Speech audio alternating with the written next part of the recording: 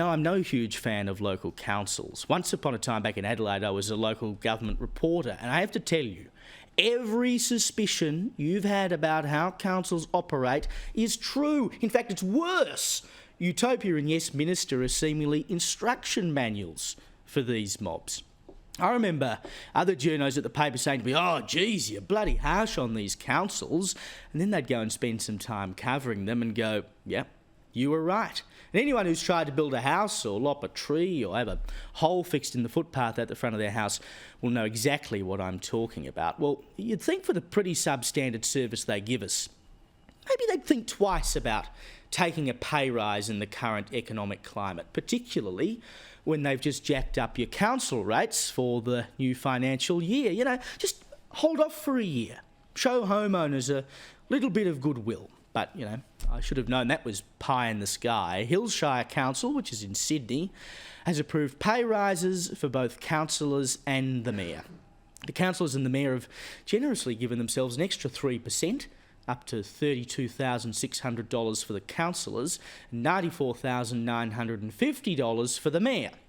Now, you know, 3%, it's below inflation. You might think, well, whatever. But the rules in New South Wales are that the local government remuneration tribunal sets minimum and maximum rates of pay for councillors and mayors of each councils. And then the councillors and mayors themselves then get to choose how much of that money they take. I mean, how does that work? If someone came to you and said, "Look, we can either pay you 20k or 40k, what do you reckon you'd do?" Turkeys don't vote for Christmas, and people certainly don't vote for lower pay. Always back the horse named self-interest.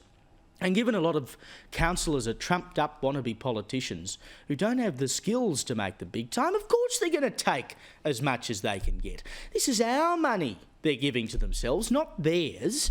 I mean, why not use that money to reduce the rate rise or invest it in the library or, God forbid, fill in a few bloody potholes? Keep in mind too, being a councillor used to be a voluntary job. Most of them are retired or have other jobs. It's not a full-time role, so they already have other sources of income.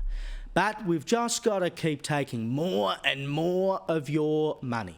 Hills Shire Council has jacked up their rates by 4.2%. I know there are other councils around the country that have put theirs up in the order of 8% or more. I mean, none of you have been given an 8% pay rise, but it's just another bloody thing you have to pay for. You've even got people like the MP for Parramatta, Donna Davis, who's both the local MP and a councillor. When she was elected to State Parliament in March, she stayed on for a few months as Lord Mayor of Parramatta, drawing a higher salary than some of her ministerial colleagues.